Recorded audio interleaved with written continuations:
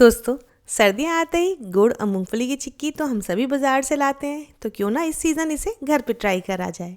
इसे आज मैंने इतने आसान तरीके से बनाकर तैयार किया है कि एक बार आप बनाएंगे तो मार्केट की चिक्की लाना ही भूल जाएंगे। नमस्कार दोस्तों, तो चलिए आइए आज की ये रेसिपी बनाना शुरू करते हैं। दोस्तों, इस बढ़िया सी गुड़ और मूंगफली की चिक्की को बनाने के लिए सबसे पहले यहाँ पर हमने एक बाउल भर के क्रश्ड गुड़ ले लिया है। गुड़ का इस चीज़ का ध्यान रखें कि हमने यहाँ पर गुड़ को तोड़ कर ही लिया है, जिससे मेल्ट करने में गुड़ जलता भी नहीं है और जल्दी से मेल्ट भी हो जाता है। इसी के साथ यहाँ पर एक ही कप हमने मूंगफली के दाने ले लिए। दोस्तों, अगर वजन में कहें तो यहाँ पर 400 ग्राम हमारा गुड़ है और 200 ग्राम मूंगफली है। तो बस इसी रेशियो से बनाएंगे तो एकदम परफेक्ट चिक्की आपकी बनकर तैयार हो जाएगी। तो अब सबसे पहला काम हमें क्या करना है कि मूंगफली को भूनना है, क्योंकि यहाँ पर मूंगफली दाने हमारे कच्चे थे। तो एक कढ़ाई में बस इन्हें हम ड्राई रोस्ट करेंगे। बस इस चीज़ का ध्यान रखें कि फ्लेम को बिल्कुल लो रखें और लगातार इसे चलाते रहें। अगर फ्लेम थोड़ी भी हाई होगी तो एकदम से हमारी मूंगफली जलने लगती है।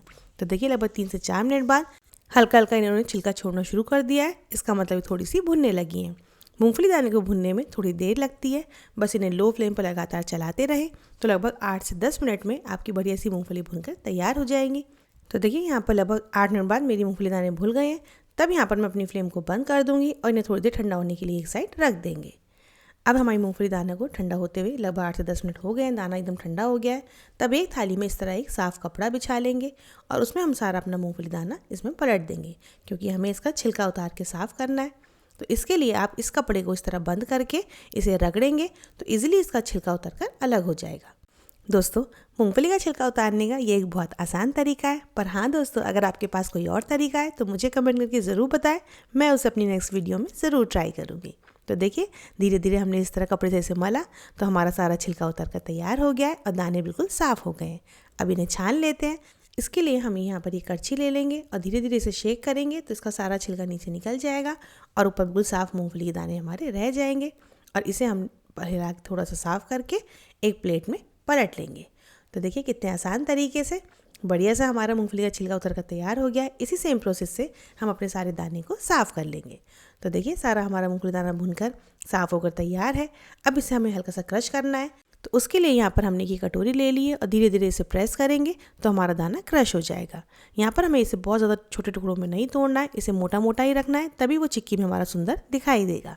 तो देखिए, दाना हमारा हल्के से क्रश हो गया है। इसमें कुछ टूट गए हैं, कुछ साबुत हैं। बस इसी टेक्सचर का हमें मूंगफली दाना चाहिए होता है। तो अभी से रखते हैं एक साइड और अपनी कुछ और तैयारियां कर लेते हैं।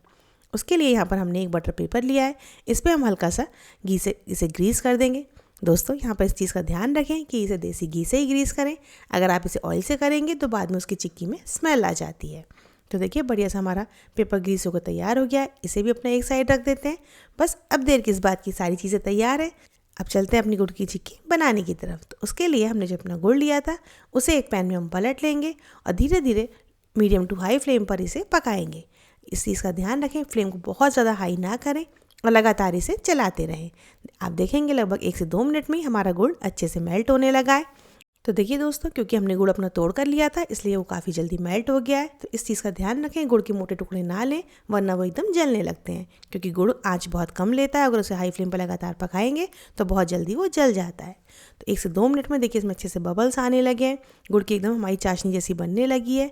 तो बीच बीच में इसे हमें चेक करना बहुत ज़रूरी है। यहाँ पर अपनी फ्लेम को 1 मिनट के लिए आप बंद कर देंगे या फिर लो करेंगे और एक कटोरी में पानी लेकर मैं इसकी कुछ ड्रॉप्स इसमें गिराऊंगी। जब ये ठंडी हो जाए तो देखिए, मैं इसे निकाल कर देख रही हूँ। तो आप अभी देखेंगे कि इसमें क्रंच नहीं आया है, ये थोड़ा सा अभी खिंच रहा है, थोड़ा स्टिकी भी हो रहा है, हाथ से चिपक रहा है। इसका मतलब अभी हमारा गुड़ तैयार नहीं है। तो इसे हम मीडियम फ्लेम पर धीरे धीरे लगातार चलाकर और पका लेंगे। तो देखिए, इसका टेक्स्चर काफ़ी फ्रॉथी हो गया है, इसमें बहुत बबल्स आने लगे हैं। तो लगभग 1 से 2 मिनट बाद इसे हम दोबारा से चेक करेंगे। इसका कलर भी काफ़ी चेंज हो गया है। दोबारा से हम कटोरी में पानी लेके इसकी ड्रॉप्स गिराएंगे और ठंडा करके देखिए इसे हम इस तरह निकाल कर देखेंगे। तो इसका टेक्सचर ऐसा होना चाहिए कि एकदम से उठा के तोड़ें तो ये टूट जाए, जैसे हमारे टॉफ़ी का होता है। तो देखिए, मैं उठा रही हूँ उसका पीस और ये एकदम से टूट गया है। इसका मतलब यहाँ पर हमारा गुड़ बिल्कुल परफेक्ट तैयार हो गया है। बिल्कुल इसी तरह का हमें चाहिए। तब इसमें हमने जो मूंगफली दाने साफ़ करके रखे थे उसे ऐड कर देंगे और अच्छे से इन दोनों चीज़ों को मिक्स कर देंगे। यहाँ पर इस चीज़ का ध्यान रखें कि फ्लेम हमारी बिल्कुल लो रहनी चाहिए।